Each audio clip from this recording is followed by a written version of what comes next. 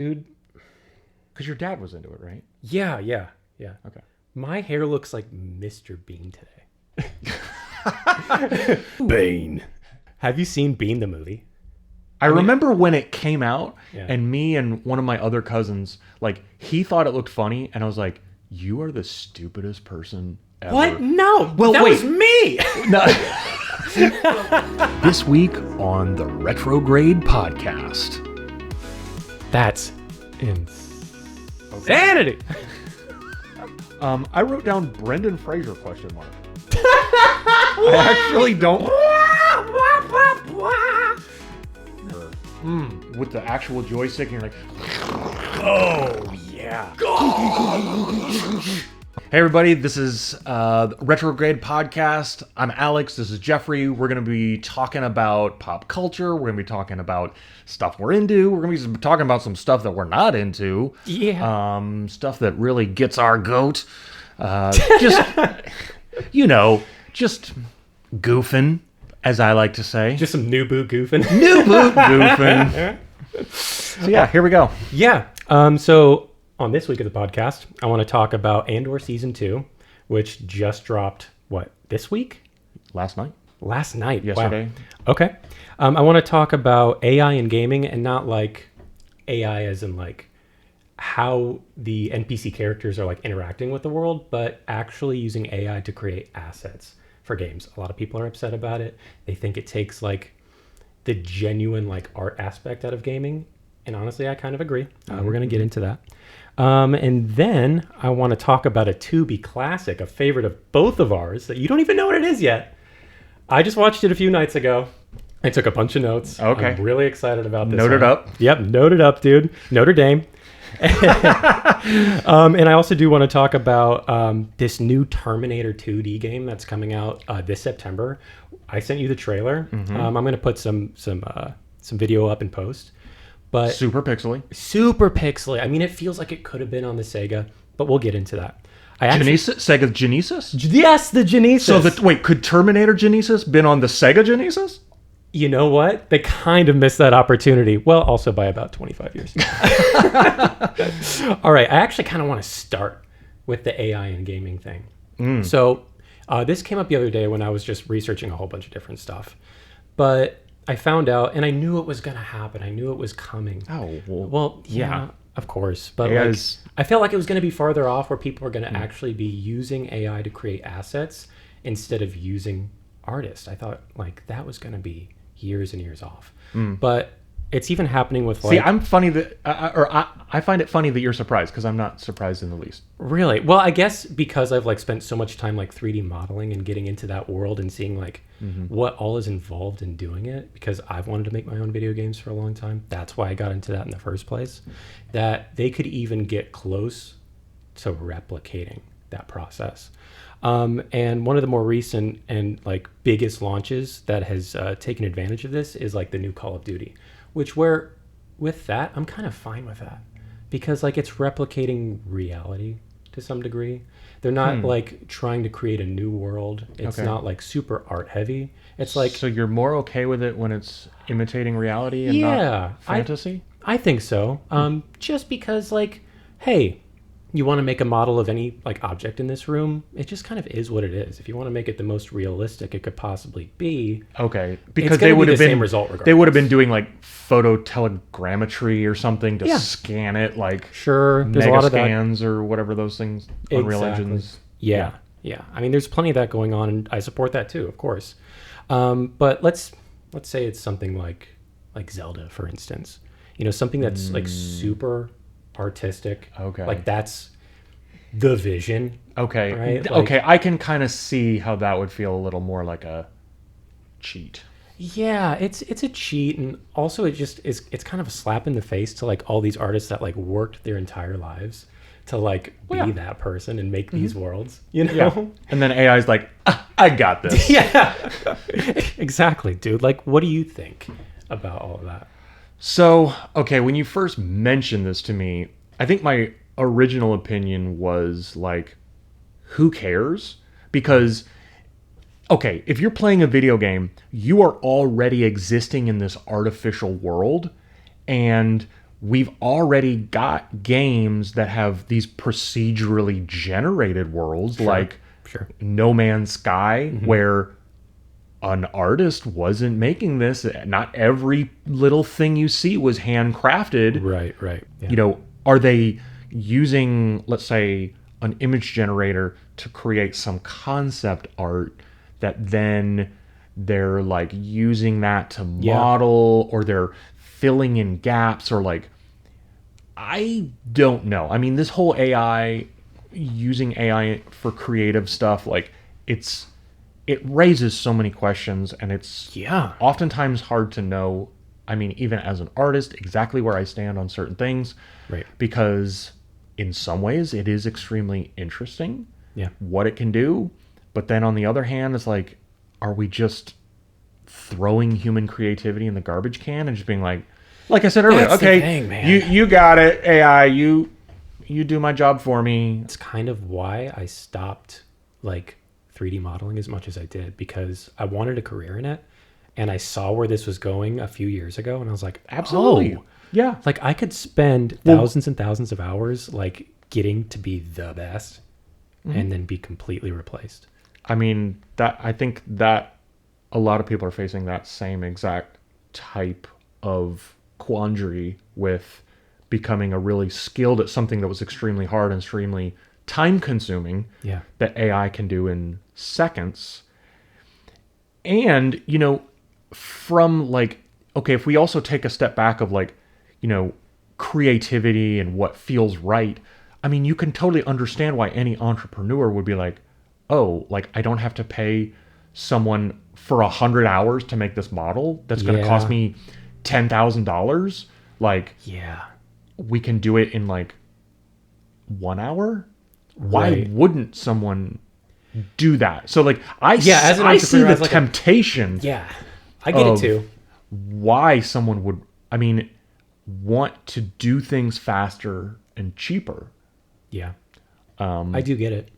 The sad thing is that like at this point in it, at least, these artists still need to like clean up all the models to make them like actually work and like. Oh, so they're just doing just total grunt work. Yeah. I'm going to have an existential crisis, dude.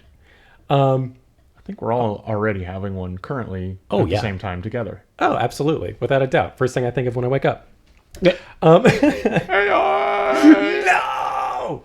Well, how do you feel like AI has personally impacted your life? Because you're an artist, you know? Oh, yeah. I mean, I can feel it like when because I do use some of these AI generators. Like, I'm not using it to make art, but like we use it to make like product photography, or Exactly. we use it for that, and then we also use ChatGPT. I use ChatGPT a lot to kind of just like talk through things that I'm thinking about, like strategy or business questions, or like helping me make decisions. But when I get on, like, for example, this new version of Sora that came out recently, that's just insane. It's so realistic. Like, I would actually challenge most regular people. I actually don't think most people would even be able to tell the difference anymore between an AI generated piece of like photography or art versus a real one. I feel like before, like, it was pretty easy for me to, like, if I went on Etsy and you could see the AI generated art, you're like, oh, come on, give me a break. Dude, now, I even, like, ran across like a Reddit thread yesterday with somebody just complaining about it. I think it was from like a couple of years ago. They're like, anyone with a brain cell would know that that's AI. And like, no, not anymore. Yeah, not anymore. No, I think we've reached a point now where it's like, I don't think so. Yeah. So, but as I was looking through, and it's happened to me quite a bit, like over the past week, just like looking at the explore page of Sora, I will say it actually makes me, unfortunately, less motivated to make things. I hate that, but because it's just like, I don't know. It's kind of a weird thing, but like what you were saying was like, it's like, why would I devote 50 hours to making this amazing thing when some schmuck can do it in 10 seconds? Right. Like, whereas before, the only way that you could bring this image into existence, which has always been kind of a big motivator for me in creativity, is like kind of just wanting to see something in my mind exist on the page, just bringing it to life. Yeah. And then the joy also of typically making it. But like, if you can completely take a shortcut to that, it's kind of like, it does reduce your motivation for doing that. Like, well, especially because like we've faced this a lot where like just in our ads that we run for the artwork that I make or that my collaborators have made, AI crap, this is fake.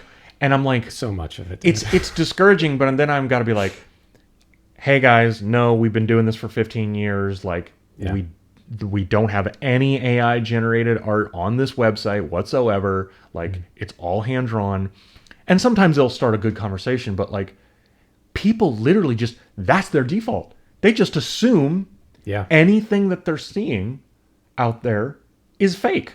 Yeah. So it's like that kind of also reduces your motivation a little bit because you're just like, people are just going to assume it's fake anyway. Yeah. And whereas, how do you know, just a few years ago, that literally would never have come up ever. If you saw a great photograph or a great piece of art, you'd be like, this is so cool, someone made it. Yeah. And, without a doubt, like you wouldn't even and question it affects me too. Like if I see some really cool image, you kind of have to ask yourself, like, did someone actually make that? Or is it just AI generated? So I get it, man. I mean, the question is kind of like, how do you prove to people that your art is even real, right?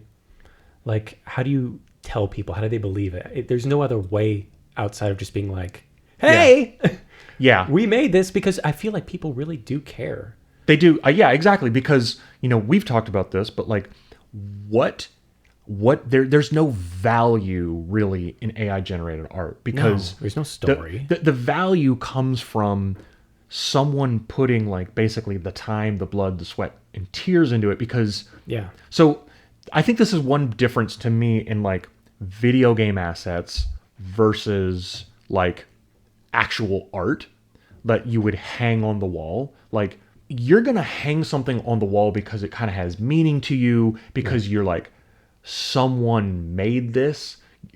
We don't buy art just because it is pretty. Right. Like there's the reasons, like a Picasso is worth $4 million because of the backstory to it and because of who Picasso was. Like if Alex Pearson, even made a handmade that looked exactly like a Picasso, it would not be worth $4 million. Because, so that's why AI generated art is worth practically zero, if not basically zero. Yeah. Whereas, okay, with video game assets, you're not buying like the models within the game. Right. You are buying a full experience of traveling through a world. Sure. So that's kind of why I was like, why does it really matter if like if the game is fun, if it looks cool, if it has replayability, all the things that check the boxes of what gives a game value. I think that's different as far as like it being parts of it being AI generated. I mean, okay, here's an analogy. It's like the same thing in like, let's say a movie. Like there's all kinds of computer generated art. It's fake. Mm-hmm. Does that totally ruin the movie for you? I mean, of course, practical effects, like I think we're all artists did them too. Yeah. You know. But my point is, I think what I'm getting at is like different things have value for different reasons. Like art just does, AI generated art has no value. It doesn't. Other things generated by AI, I would argue, do have value because of what we're using them for. Like, if you got it's not the main purpose of it is kind of what you're saying. Like a video game is for entertainment. That's the main purpose. Yeah. It's not the art inside of it. Yeah, it's typically not about having a deep connection with the people that made the game. Yeah, well, there's definitely a few cases. Okay, for sure. but I think for the most part, like, do you have a deep connection with the people that made Mario? No, like more so Earthworm Jim. Okay. No, I'm not even kidding though. I want to talk about Andor season 2 because I haven't even watched season 1. I'm going to be completely honest. I did look at a summary, like a 20-minute long summary, and I got the gist of it. Okay. And then your brother, my cousin, we're cousins. We are. He started watching season 1 a few nights ago. He's loving it. Okay. Yeah. And his hot take, I'm going to throw him right under the bus, but he was like, might even be better than the original trilogy. And I was like, okay, that's insanity. What's wrong with Okay. First off, I need to look up something really quick on this. Okay, so Andor, I actually am not caught up, even though season 2 came out last night. I was like, I'm going to start watching Andor season 2 and realized I had not finished season 1. Yep. So yeah, it was like, oh, how did I forget to even finish the first one? And I won't spoil it for you. Okay, as I was watching season 1, I was kind of remembering why I hadn't finished it. Oh, okay. Okay, so the thing I wanted to look up, one thing that is interesting about Andor, if you don't know, it is written and produced by Tony Gilroy. Okay. Who is the writer of The Bourne Identity. Interesting. Yes. Really? Okay. So the reason I wanted to specifically start with that is because Andor to me isn't Star Wars. Yeah, it kind of didn't look like Star Wars. It doesn't. I mean, it's like it exists in the Star Wars universe, but it honestly, and there's TIE fighters and stormtroopers, but other than that, to me, it's not Star Wars. Right. There are things about it that are cool, but in my mind, it's just a like sci-fi spy thriller. Right. That just is just its own thing. Mm-hmm. Also, it's a little bit boring. Really? I think. Why do you think that? This is my hot take on, like... because everybody else seems to think it's so exciting and so intriguing. Like, it's like kind of like a noir. Yeah, deal, it is. right? It is kind of a noir Star Wars. I don't know. So, for me, what I love about Star Wars is that it's a fantasy. Like... Yeah, it's like Lord of the Rings in space. It's a Western sci-fi epic fantasy. Andor is literally none of those things. Okay. And so while there's aspects of it that I like, to me I'm just like, okay, this is just some different... I'm watching Bourne Identity in space. Right. Okay. I mean, that makes sense. Yeah. Yeah. So even not having seen any of season 2 yet, like that was how I felt the whole way about season 1. I mean, I do want to continue watching it. But yeah, to me, like if we're talking any of the new Star Wars stuff, and you know, I'm kind of behind on a lot of this with having 2 little kids, but Mandalorian, I think a lot of people out there might agree with me. That's the thing to me that holds the truest to the original trilogy. It just feels right, especially like. Also, haven't seen much of that. I saw like 2 episodes. I'm going to be honest. I know. Season 1, especially of The Mandalorian, it feels like Star Wars. Yeah, and it's kind of a little bit for me a little hard to even put my finger on exactly what that means. But it's one of those things, you know it when you see it. And for something that was like a huge part of your childhood, my childhood as well, like I was watching that box set of like the original trilogy on VHS before all the special effects over and over again.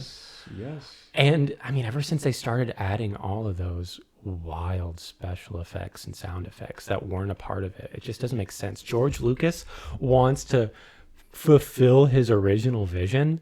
No! No! You're not allowed!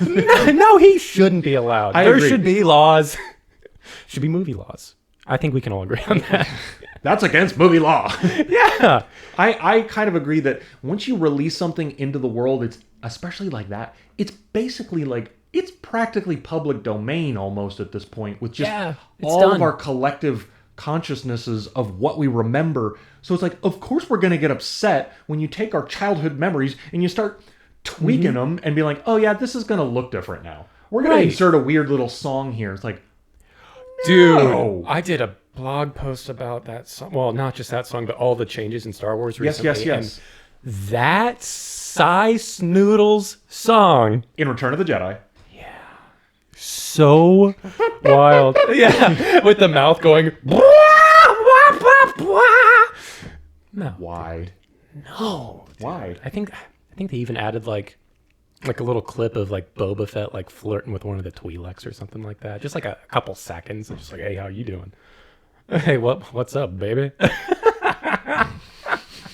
Like so weird. And this song was so much worse too. The original was actually pretty cool. Oh, and the I actually title- forgot how weird the original was, actually, when you put it in that blog post. And I was like, oh, wow, I actually kind of forgot how dumb this was. But Yeah, it was dumb, but in a good way. And yeah, it had a little bit of cheese to it. And then, but the new one was just like, why? Like, it's like, Yeah. let's take this cheesiness and turn it up to 100. yeah, and George And Lucas was like, longer. this is how I imagined it. Dude, that is what you were imagining? Then maybe what you imagine we don't want. We don't want your imagination.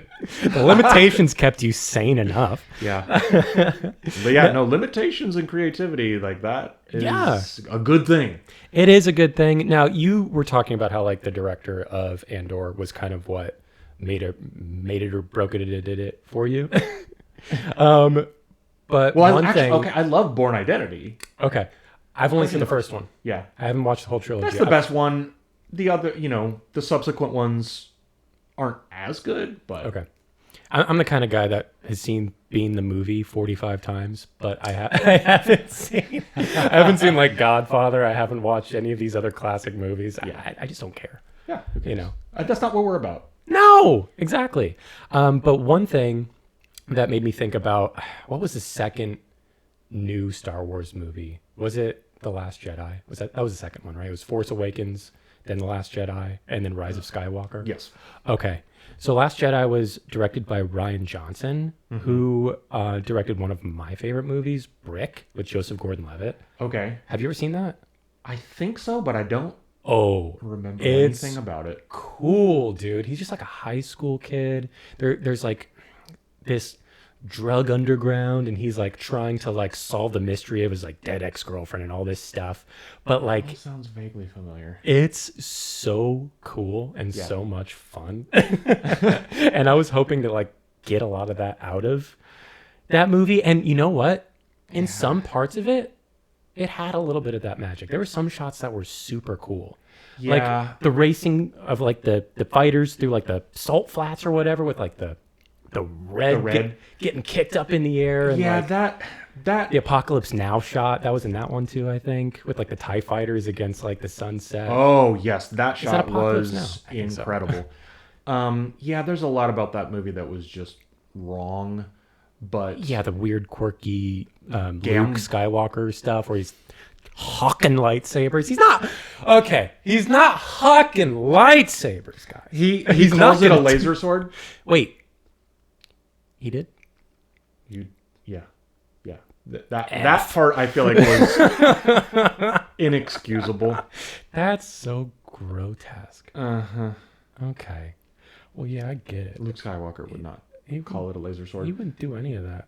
Yeah. And they try to make him look like old Ben Kenobi, but he just looked like a schlub. Old. Yeah, just old.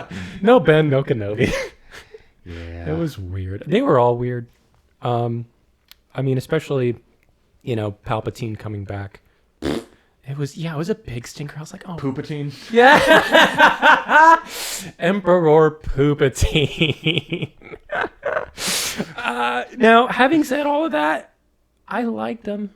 I might like them more than the prequel trilogy. I don't know. What do you think? There are aspects of all three of those movies that I think are really great. Yeah. I think I really do genuinely like The Force Awakens. Yeah, it's the best one, I think. Then the oh gosh, The Last Jedi. I think there's probably about half of it I like and half of it I just hate. Yeah. Um, It was a bit long-winded too for like all the content that it actually had for the movie. Like it There could were- have told this story. there were too many like boring side stories. Exactly. And things that just were just like, why on earth would you do this? So you talking about Ryan Johnson, I feel like they threw in just like a hot director and that just shouldn't have been doing it. Like Yeah. was in over his head, I feel like, and maybe even had too much freedom. So like Yeah, I maybe. I haven't read up on this necessarily, and I don't know, but I'm speaking from just maybe like my own opinion. I feel like they gave him a little bit too much freedom, even with the script. He did some things that like were a little off of like what they were expecting, and then they had to bring J.J. Abrams back in to fix it. Oh, with- that's right. with the third movie. Yeah, and so it was okay, like that's they right. were patching things, and that's also the third one. Just in my opinion, stinks. Yeah, basically, it's kind of a stinker. Like There were some cool action sequences, but I think one of the biggest problems that with that whole trilogy that they had is like they had some things that they were laying some groundwork and foundation for that then just they completely jettisoned. Like Finn was going to be a main character, and then he becomes like basically a lower secondary character in the second movie, and then in the third movie, I feel like he doesn't really even do that much at all. right. Like They like built it in was kind so- of like a love story for him at some point, and then they didn't even flesh it out. They were just like, here you go. I mean, it just got so fragmented. It just felt like they didn't have a concrete plan from the get-go that was like, okay, this is how the story is going to end. It was like, we'll figure it out as we go. Yeah, and that's how the original trilogy was made. And I mean, of course, because of that, that's how the prequel trilogy was made. Like they all had to adhere to kind of like this larger story Yes. and work together Yeah, and have themes. They didn't do that. it doesn't seem like it. No. I mean, that was like what Disney purchased Lucasfilms like what, a year or two before they started producing like I think, oh man, I don't remember the exact timeline, but I think it was maybe 2 years before The Force Awakens came out. How do you feel about that? I mean, there's been so much that's come out of it that people enjoy, like all these different series and too many series and all these extra non-mainline movies, but the creative direction seems just so off. So I think what Disney is trying to do is what any billion-dollar company would do is like, let's extract every last drop of juice out of this property that we just bought for $4 billion. yeah, they kind of had to. They're like, we can't just make a movie every 3 years. Or every 25 to 30 years, like That too. George Lucas did. Yeah, exactly. Yeah. So they took it from a movie to literally turning it into a complete universe. Yeah. Truly. Yeah, I'm just wondering when Spider-Man's going to show up, you know? In Star Wars? Yeah. Yeah, it'll sooner rather than later. Yeah, probably. I like the new Spider-Man movies. Spider-Man, by the way. Well, I mean, the that's Spider-Man. honestly, yeah, they Okay. are Spider-Man movies because there's multiple Spider-Mans. The only one that I've seen is the first Spider-Verse. Like, there's two of the animated. yeah. Like, Oh, so you haven't seen the Tom Holland ones? nope, Oh, they're good. no. I like them. People hate him as Spider-Man, okay. but they're good, dude. Okay, maybe I did see the first one. Okay. Yeah, honestly, Spider-Man is not a character I have ever given. Don't care. Huh. Never been into Spider-Man. You're more of a Batman guy? Yeah, I'd say I'm more of a Batman guy. Especially, I mean, Batman the Animated Series in the early 90s. Yeah, dude. Mark Hamill. Mwah! Chef's kiss. Yep, absolutely. Loved that. I really liked, as a kid, the I can't remember his name. Darkwing Duck. No, the director, Edward Scissorhands director. Tim Burton's. I like the Tim Burton Batmans. Yeah, Even with all the cheese, dude. There was cheese, but they had a really cool style to them. I mean, Batman Returns, very weird. Returns is the one with Penguin, right? Yes. Oh, dude, Danny DeVito as the Penguin. Yeah. I would have nightmares about that, and I didn't even know what it was from until I watched it later. It's just like that opening scene with the baby and the like little bassinet going down the subway, down the sewer, you know, just getting a subway foot long. And I had no idea where that was from, but I think about it all the time. I'm like, oh yeah.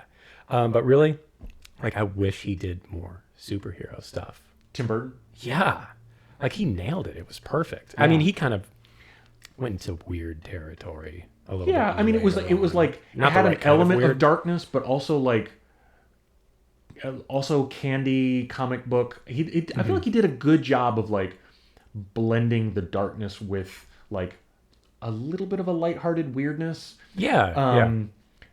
You know, whereas then the one after that, Batman Forever, was just pure neon insanity. Get it at? Yes, but that might be my favorite Batman movie of all time, and I'm not even kidding you, dude. Tommy Lee Jones. You got James Carrey, dude.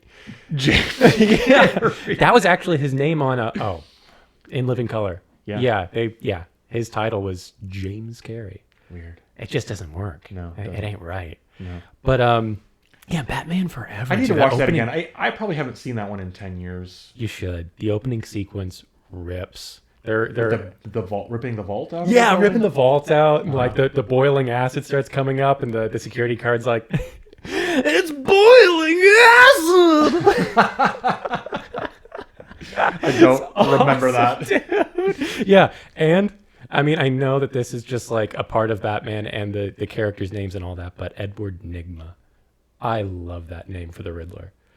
Well, that always was his name. Yeah, exactly. It always was his name, but I didn't know it until then. Okay. Like, you know, that was like my first introduction to like a larger Batman universe. Like that was my first Batman, kind of in a way. Okay. Like where I was old enough to understand and not have nightmares about it years later. That makes sense why it's your favorite. I had already seen, Batman animated series and the earlier Batman movies. So by the time that one came out, I was probably like, I don't know, maybe 13 or 14. It was just like, this is cheesy. Yeah, without a doubt. I get that. Are there any like Marvel superheroes that you like? Or any other superheroes that you like identify with? Or just like, oh, that guy's cool? Not really. Yeah. I mean, I really liked the very first Iron Man movie. Yeah. That's a fun, good movie before Marvel turned into the machine that it is now. I mean, that was the catalyst too. Yeah, that was the first one. Mm-hmm. Of this, whatever, 3-phase or generation that we're in. I don't even know. I'm so far behind. And I mean, I say that like I want to be up to date. I don't care. No, I don't care either. Like, I mean, I think I like the Avengers, that whole series of movies. Didn't even see them. But like, I know there's a guy with a big purple hand, and he snaps a lot. He's jazzy, baby. Oh, Thanos. He's like scuba dabba dee ba dabba dabba scramble eggs. I was gonna say Grimace. Oh yeah. The guy peddling nuggets. What? Okay. What is he, dude? What is Grimace? Yeah. What is he? He's just a purple thing. He's scary. He's frightening. Well, the McDonald's kids love him. Who are they? What is Grimace has had a real comeback. Oh, that's right. Well, that's because they did the purple He's like a shake. purple gumdrop. That's what he is, with legs. Okay. Well, I mean, I guess if you drop the gumdrop on a hair-covered floor and picked it back up again. Well, yeah. Okay, perfect. And then bring it to life. Again, so scary. Let's talk a little bit about Terminator 2D. I'll put some footage of that up on the screen. Terminator 2D? Yeah. How Terminator many Ds? 2D. Just one D. Just one D? Just one D. Well, okay, two it's Ds. 2 individual Ds, one for each dimension, but only one letter of D. Okay. So it's a complete Sega Genesis imagining of what seems to be like the entire movie. They like dropped a trailer last month about it. And what's different from like other like movie games of the time is like this one is like putting you in the shoes of all the different characters. I love wearing characters' shoes, dude. You know, like those big ones with the big curlies. Yep. Dude, love them. Moccasins. The more wood, the better. You ever put a pair of those on? Pair of what? Pair of the wooden moccasins. Wooden moccasins? Yeah. People don't wear them anymore. I'm sure some. Yeah, dude. I mean, how do you even keep that attached to your foot? Like those, like Danish, like clogs? They might be Danish. Oh, I had a Danish today. Actually, I went to the gas station and I got a blueberry and cheese Danish. Yeah, gotta love them. Have one about every 2-3 days. You ever get those? No. Okay. All right. So Terminator 2D looks super cool, but I was wondering, like, what other kinds of movies from like the 80s, the 90s would you like to see reimagined as like either a retro video game series or even like a completely modern series? Like, doesn't matter. Like Mrs. Doubtfire. There's a mini game where you just have to like put the makeup on really honestly, quick. I feel like I think I had that on the Nintendo. You're like vacuuming. You gotta like fight people out with a vacuum or something. Yeah, dude, there's like an Aerosmith like Super Nintendo.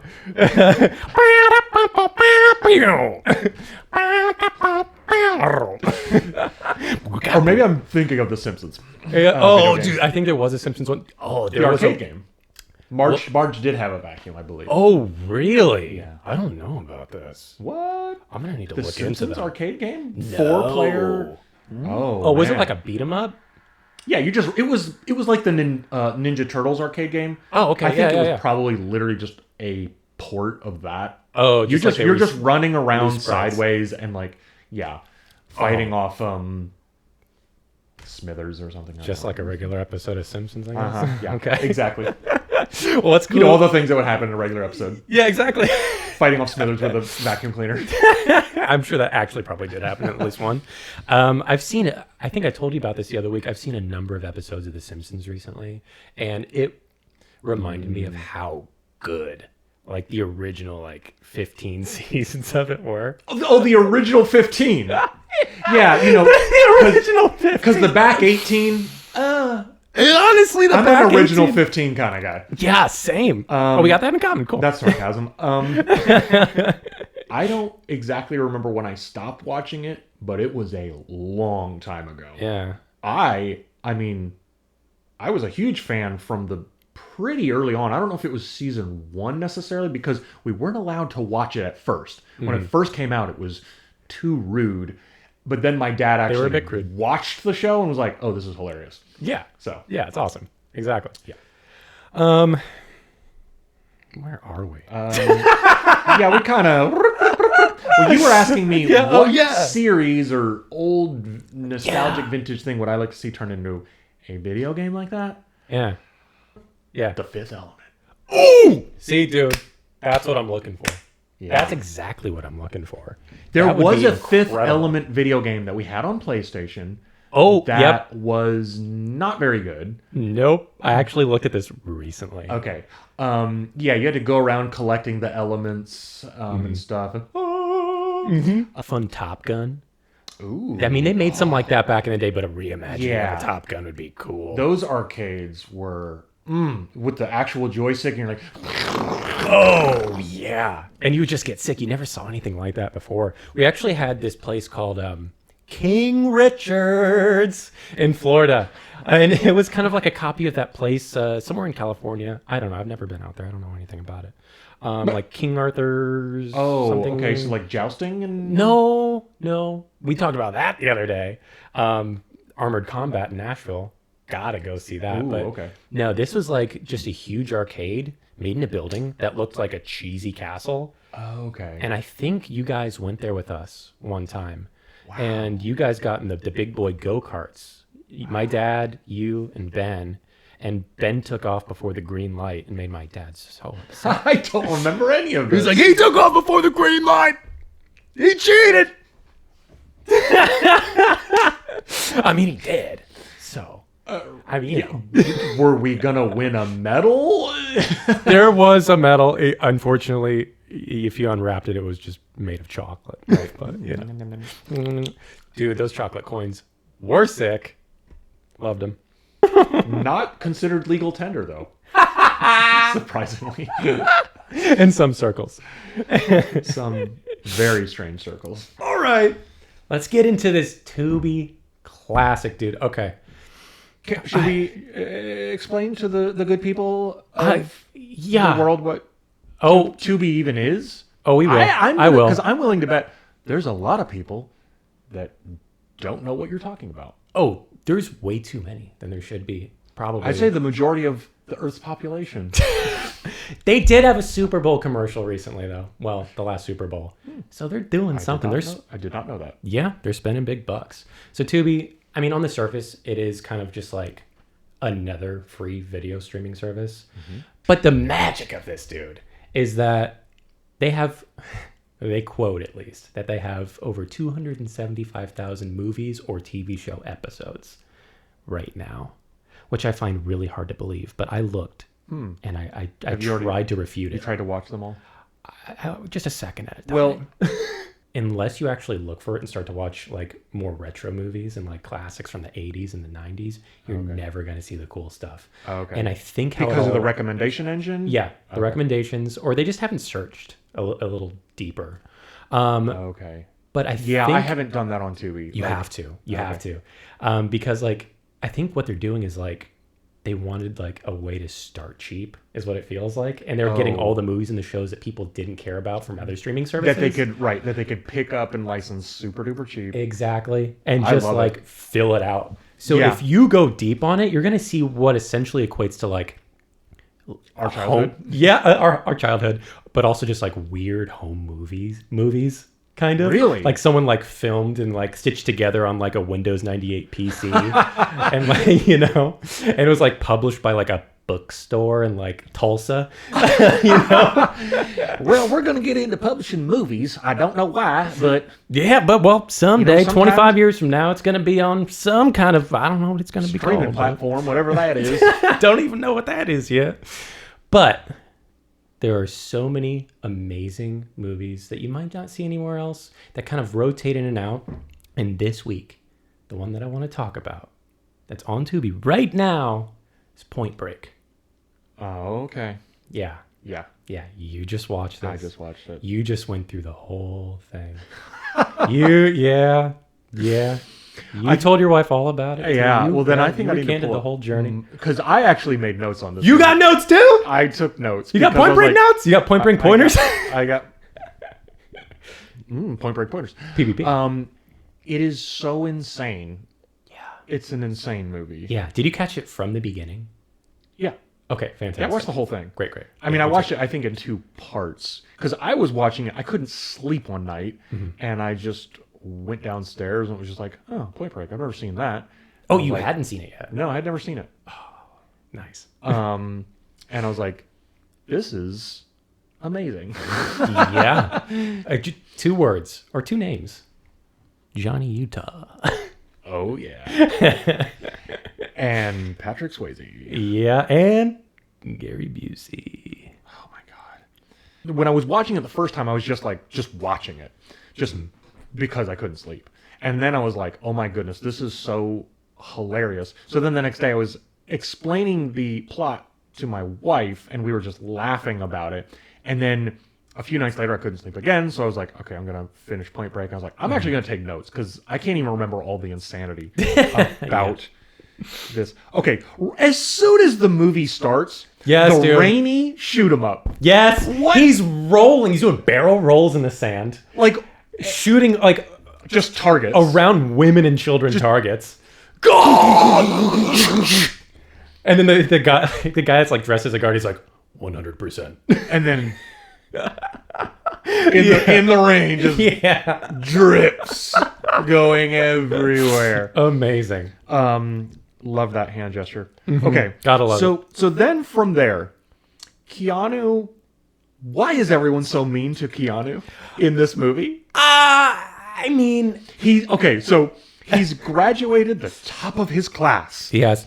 And everyone treats him like a turd. Yeah. As soon as he shows up in this, like, what is, I can't even remember. Is it the FBI? Like Yeah, this, he's an FBI division agent. of the FBI out in LA. And as soon as he shows up, it's like, we don't care about Quantico. It's like, no, Everybody's here because of that. you are getting what is potentially like, someone that's graduated the top of the class. You'd be like, oh man, we're so glad to have like this rising star of talent. No.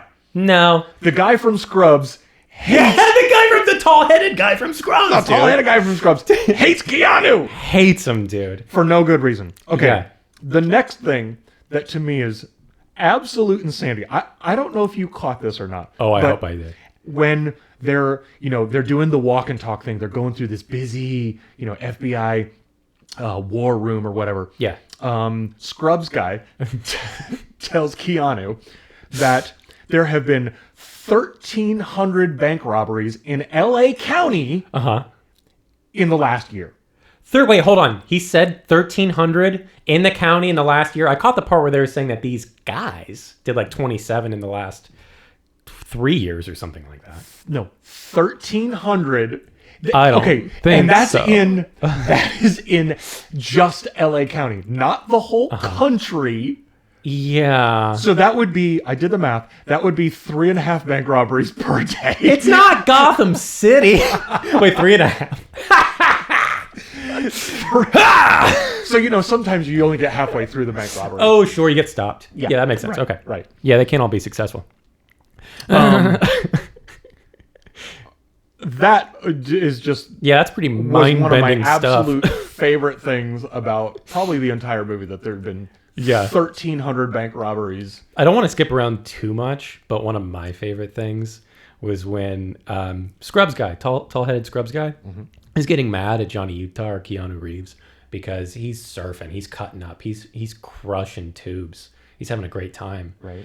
and he like gives him a talking to, and then Keanu just goes, "I caught my first tube today, sir." What? It's like, okay, why do I care? Why would that man care about your first tube? He's also thinking, what is a tube? I caught my first tube today. Yeah. It's like, all right. You're still in trouble, man. I'm really glad for your first tube. Yeah. Brick diving. Brick diving. Let's go diving for bricks. Is that an actual thing? How they train people? Oh. Diving for bricks? Oh, Gary, yeah. Gary Busey's really mad that he's diving for bricks. Welcome to SeaWorld, kid.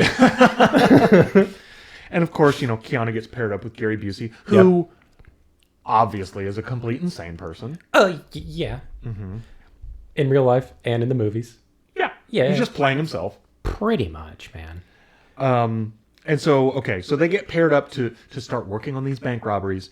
And of course, Gary Busey's first theory is that these master bank robbers who never make a mistake, who they can't catch, must be surfers. They gotta be. And they must be. And you know why that is Gary Busey's theory? I think I missed this part, actually. Okay. His theory is based mostly on the fact that they have an extremely grainy black and white, like CTV footage of the bank robbers, the security camera, and one of them pulls his pants down and you can see part of his butt. And they've written some message on his butt. I can't remember. I forget what it was too. He has a tan line. Oh. And so obviously, if you have a tan line in LA, You surf. you're a surfer. You must be. It's an airtight theory. You would never see a tan line anywhere on one of those cameras. No, it's black and white. It's like, Yeah. it's got like a 280 by 280 resolution. Yeah. Why aren't they better? Why don't they look better? You would think that they would want to capture details. They couldn't do that. They still can. CCTV footage is horrible. How do they catch anyone? Onward.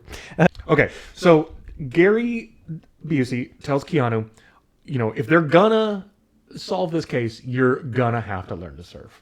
Right. And Gary can't do it. He's too old. He's too old to do it. He's washed up. So what do? they walk down the pier to buy surfboards in their suits. Yes, sir, they do. Of course you would do that. And this is the next kid that's super mean to Keanu. The next person. The kid is just like treating him like he's the biggest idiot in the world because he's not already surfing. Yeah. You need to be already surfing to be able to start surfing. This kid was like oddly wise. He's like 10 years old talking about the spiritual side of surfing practically. Right. And he tells him he's too old to learn because, well, Keanu's 25 years old. You can't learn anything at 25. You're done. Way too old. Yeah. Now, is this where they meet? It's not Juliette Lewis. I think it was the one that was in the army now. Or was that Juliette Lewis? I don't know. Shmuliette Shmulis. You know who I'm talking about, the love interest. Her. Oh, the surfer girl? Yeah. No, that's not Juliette Lewis. Okay, yeah, that's right. But but no, he doesn't. No, he has not met her yet. Okay. He does not meet her at the surf shop. Don't question my notes. All right. Okay. All right.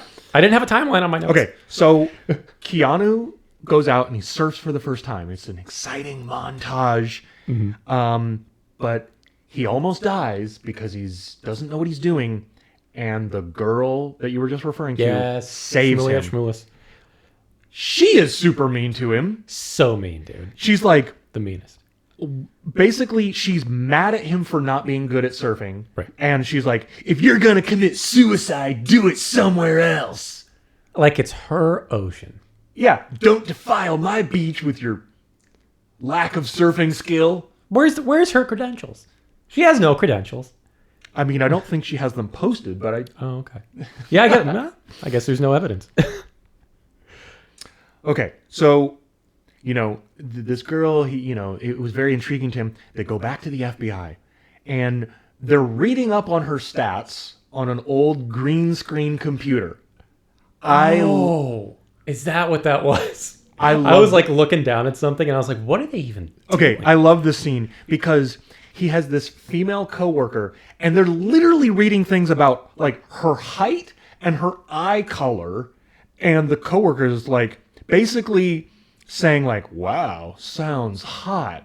And it's like, from a green text description, it's the most minimal details. It's like basic human attributes. Alive. Yeah. 5'6". 5-ish. Blue eyes. Sounds hot. Total babe. But it's also funny that the female coworker is the one that's like, yeah. Wow. Just turns into a cartoon wolf. Uh-huh. Okay, so also on the green screen, he finds out that her parents are dead, and he's going to use this information. Okay. So he goes to the restaurant where she works at and asks her to teach him to surf. But he uses the knowledge that he has, and he pretends like his parents are dead. Right. And that touches her heart. Mm-hmm. So... But not enough because she's still continuing to be very mean to him. Well, she agrees. For a while. She agrees to teach him to surf at least. Yeah. But they actually hit it off pretty soon in a surf montage. They do. They do, dude. It's awesome. There was like 4 montages in that movie, I feel like. 4? There's probably more like 40. I miss montages. It's 90% montage. Yeah, it's borderline a musical. So then Keanu sees this awesome dude surfing. He's like, who is that? Yeah. What is his name? It's the Badazafa or something like that. Oh, crap. I actually can't remember what his name is. It's close enough to the Badazafa. But it and like, no, your name's probably Greg, man. But it's Swayze. Yeah. And, of course, the second person that Keanu meets while surfing, he's been surfing for what? 1 day? 2 days? Yeah. Already cut his first tube, though. I don't know if he cut it at this point. Maybe. I may have. I didn't catch that part. Okay. So it's not my notes. But the second person he meets in his surfing adventure is the bank robber that he needs to track down. Exactly. Of course. Yeah. But do you know this? Yeah, I don't think so. I don't think that's... You actually... No, we don't know. We don't know that he is the bank robber. But, it wouldn't be that hard to figure out. Yeah. Naturally. So then, They play football on the beach at Oh, night. that collegiate game of pigskin was so radical, dude. Everyone is very impressed with Keanu. Finally, They're already calling him by name. someone isn't mean to him. Everyone's been really mean to him up till this point. So Patrick Swayze, though, recognizes him, of course. Yeah. Johnny Utah, as a college football player from Ohio. Of course you would recognize Johnny Utah Right. from Ohio when you're out on the beach in LA and you're a surfer. Right. Obviously. Of course. And I mean, that was only a few years prior, I guess. Or maybe 2. I don't know. I just love that it was like, Yeah. wait a minute, you're Johnny Utah. Yeah. So, like, people recognize him? Like, he was that big? Or was he just really into football? It's weird because, like, now, here's a question. Did he know him, like on a semi-personal level? Did he go to that school? Or did he, like, what? And We can't overanalyze and this. they don't know that he's an FBI agent or I what he think we're does. just- Like, exactly. Like I think famous football player, if you would probably end up... So he's like, you literally know who this guy is. Yeah. You don't realize that he's gone into the FBI. right. I mean... He's like, oh, I went to law school. And he's like, oh, you're a lawyer. You're like, yeah, something like that. But you know what? It was pre-internet, so... Yeah, that's true. All That's bets true. are off. Yep, exactly. Okay, so the next scene is another one of, to me, just pure gold. So Keanu goes back to the FBI and he's consorting with Gary Busey, and he has a piece of hair from the last bank robbery, Dude. as one does. That's right. There's always large amounts of hair being shed. Yeah, tufts. Tufts at most bank robberies. People don't know this.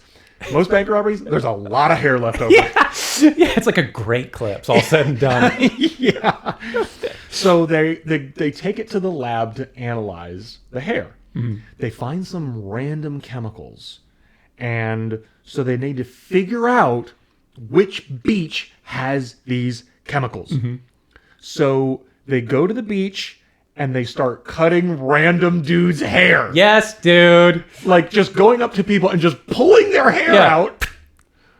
Like, he was going up to Swayze for one of them, right? Like, he was actually going up to Swayze, I think.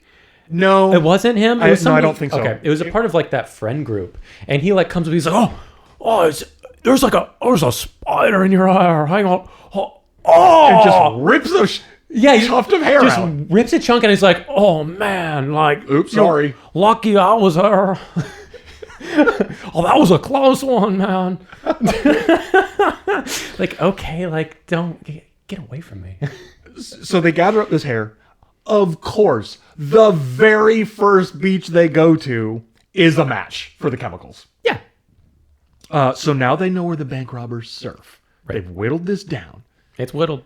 Except Keanu already knows. He's been surfing with these guys. He literally watched them surf, and he's been playing football with them. Yeah.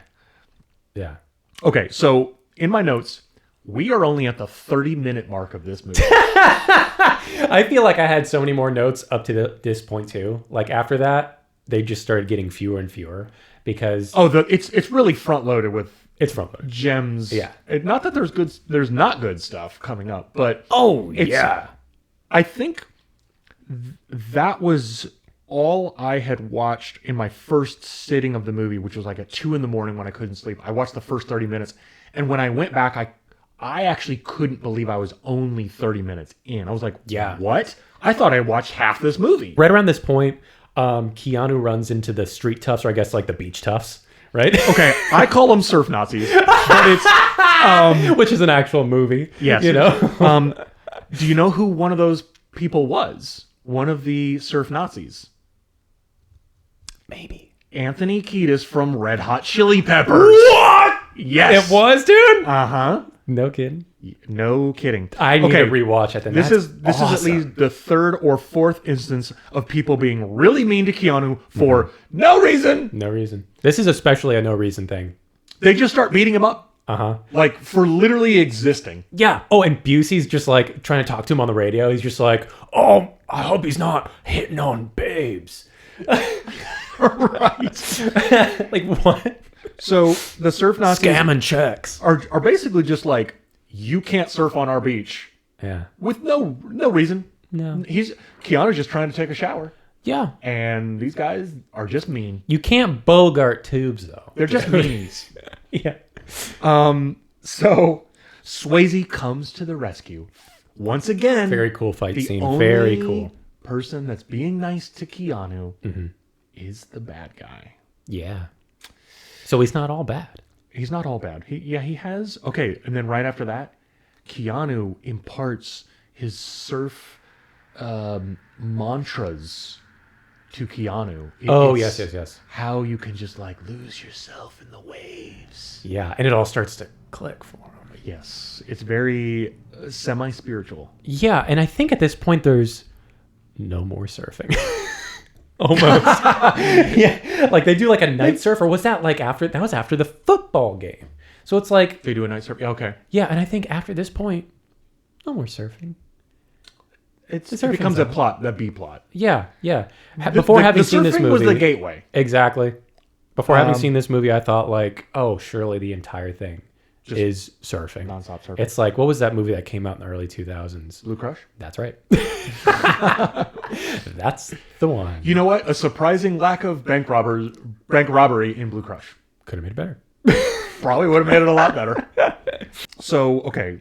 Of course, the next Gary and Keanu, whatever their characters' real names are, Johnny Utah, who knows? and Bobby Utah, They've been brothers this whole time. they think that the surf Nazis are the bank robbers. Right. Logically, Right. makes sense. It would make so much sense. They run the plates. They've got tons yeah. of priors.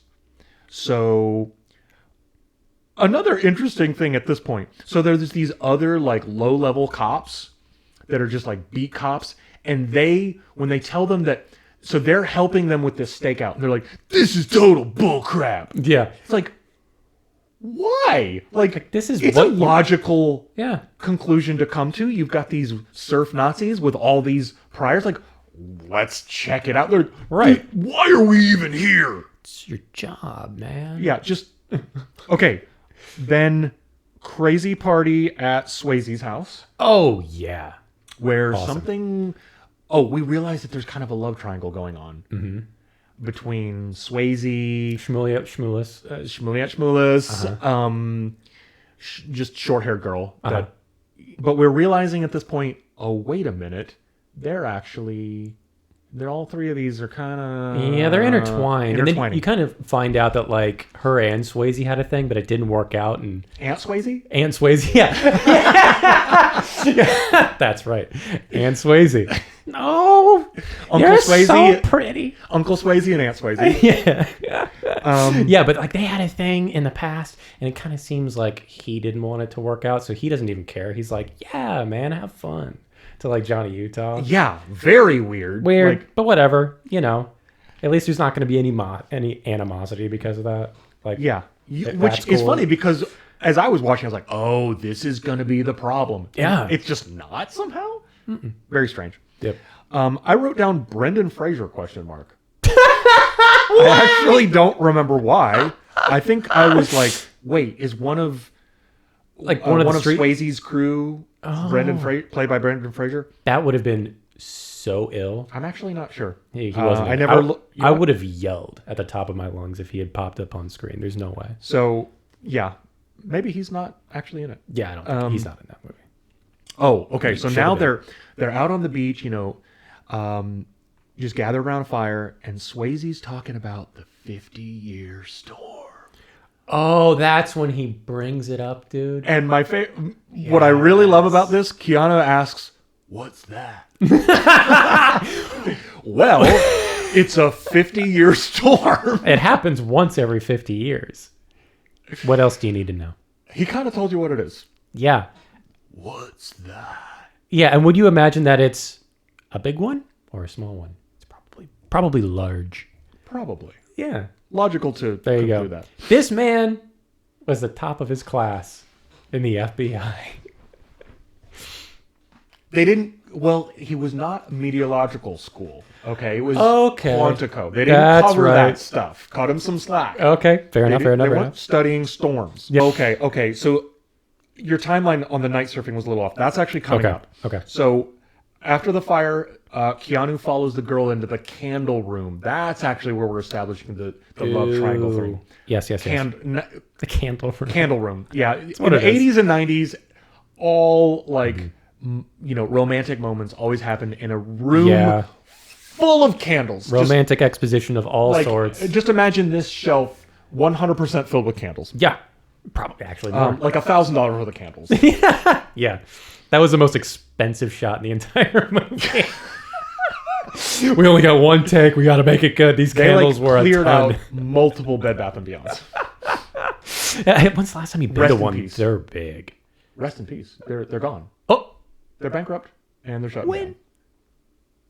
And like last year, this year. The only thing I ever bought from there was a really big shower head, and it doesn't even perform like a big shower head. It performs like a regular sized one. So it's kind of disappointing. Why do you think they're going bankrupt? Yeah, thank you. Okay.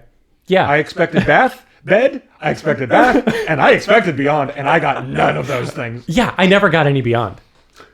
Got a soda stream or, Now the guys are going surfing at night. But what I love about this shot is that it was obviously filmed during the day. Yes, dude, it With was. just like a blue filter over it. There was sunshine. There was light glistening off the waves. Yeah. It was just darker blue. Exactly. I was thinking the exact same thing the whole You could time. literally see the sun. Horrible. But then, after the surfing part is over, they're walking up the beach and it is pitch black the way it is actually when you're at the beach at night. Right. Which I find scary. When you've ever been to the beach at night, Yeah. you look out into the ocean and it's just like you can't even see anything. It's done. It's all over. Frightening. Yeah. Okay, guys, that's all for this week's episode. We hope you've enjoyed it. We hope you've enjoyed the hot takes, the goofing, the new boot goofing. The newest boot goofing. In the meantime, go to familytreedesign.net.